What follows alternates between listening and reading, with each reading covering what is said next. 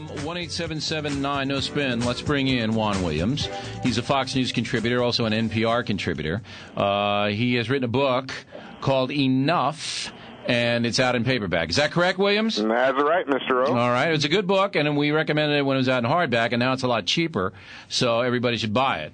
Am I making any mistakes here in my analysis? No, I'm just so thrilled that you're taking this up because it's such an important issue, and surprised you're up at Sylvia's. Hey, that's like going on a foreign venture for you. No. I like that soul food. I had the meatloaf special. I had coconut shrimp. I had the iced tea. It was great. Well, let me just tell you, the one thing I would say is this. We're talking about the kids who still like this gangster rap, this vile poison that I think is absolutely, literally a corruption of culture.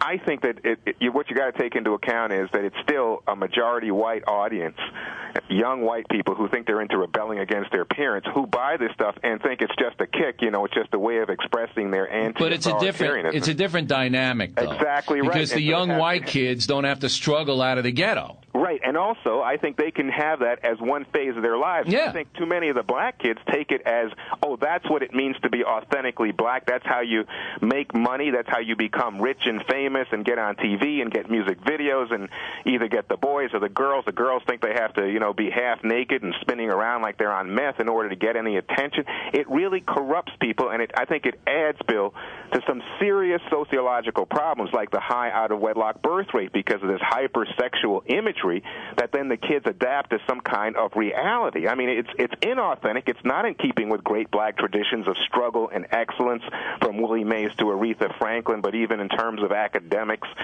going back to people like Charles Drew or Ben Carson here, the neurosurgeon at Hopkins, that stuff all of a sudden is pushed aside. That's treated as you're a nerd, you're acting white if you try to be excellent and black. And I went to the concert by Anita Baker at Radio City Music Hall, and the crowd was 50-50 black-white, and the blacks were well-dressed, and she came out, Anita Baker came out on stage and said, look, this is a show for the family. We're not going to have any profanity here. We're not going to do any rapping here. The band was excellent, but they were dressed in tuxedos. And, this is what white America doesn't know.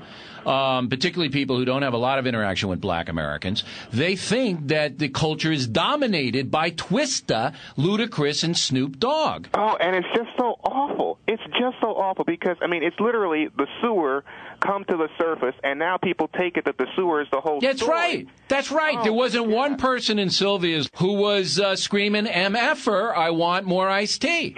Please. Everybody was, it was like going into an Italian restaurant in an all-white suburb in the sense of people were sitting there and they were ordering and having fun, and there wasn't any kind of craziness at all. So let me tell you something about your grandmother. I don't think your grandmother was wrong. And here's why I say that, Bill. Because if you watch TV even today, there are so many shows that I would consider minstrel shows. If my grandmother watched TV today, she'd never come out of the basement. Oh, my God, because they got people on there. I'm right. One of the top-rated cable shows now is this thing called Flavor of Love. Then they've got this thing that BET just put on something called Hot Ghetto Mess. Oh, I know. And all it does is play up people who are ignorant, stupid, vile, and make them out to be emblematic of black America. But until if you look at them, you wouldn't want anything to do with them. No, why? But until you get people with signs, African Americans outside the BET studios saying, stop demeaning us, stop portraying us as this kind of a society, until you get that, they're going to do it because there's a buck in it. Man, you're right. They make money. And you know what? This is the thing that I think differentiates your stand from mine. There are a lot of white people who enjoy that stuff. I know they enjoy it, but they enjoy it for the same reason they would enjoy it if it were white trailer park mess. You see what I mean? But they want to wallow. In this country, there's a strong racial dynamic to watching black people make fools of themselves. But I don't believe that. See, I think any kind of mess will be wallowed in by people who want to see that kind of degradation.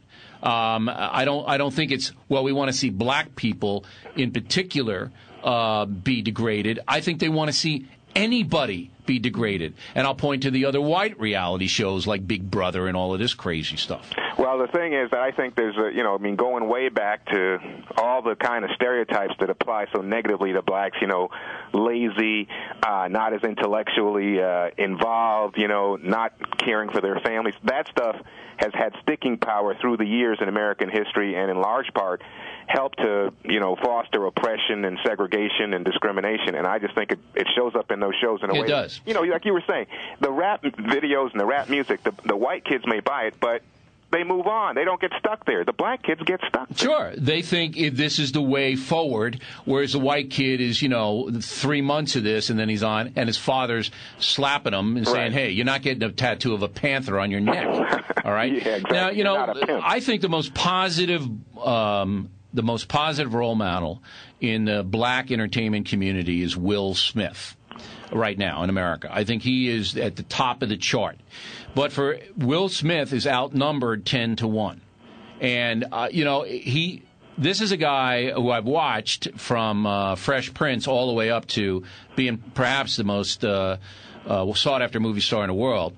And he never gets the credit he should get, and he never gets, they go to see his movies and everything, but he's not put up as an example. No, because, all the gangster rappers put him down as inauthentic, acting white, too soft, all that stuff, and yet here he is, a family guy who makes movies like In Pursuit of Happiness, which, make a clear demonstration that you have to persevere. You're going to get tripped up. You're going to get bumps in this life, but you know what? You got to keep going, and you got to get an education. You got to care about your kids.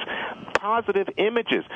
I think Bill Cosby's a tremendously positive role model in America today, and again, look at what Bill Cosby stands for. Look at what, going back to Cliff Huxtable, all that stuff, strong family life, strong positive imagery, and he made money. He made tons of money. That's right, he made money. Yeah. But now it's cheaper and easier to make it the other way. Well, that's what it is it's a cheap shortcut for people who I think have marginal talent and think they can just go out there, they dress like clowns, use the N-word, and speak profanely about women. And, there's a market for it, but I think there's a market for pornography, which is, Snoop Dogg is one of the biggest pornographers. He always wants to say someone's out to censor him and his music, and he's reflecting the streets.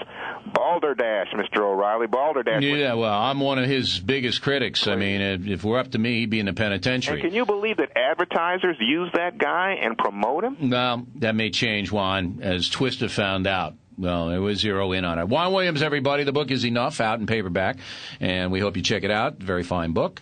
And now we're going to talk to you at 1-877-9-NO-SPIN. And you see, this rap stuff is way, way more than just a bunch of crude people putting out recordings. We'll be back.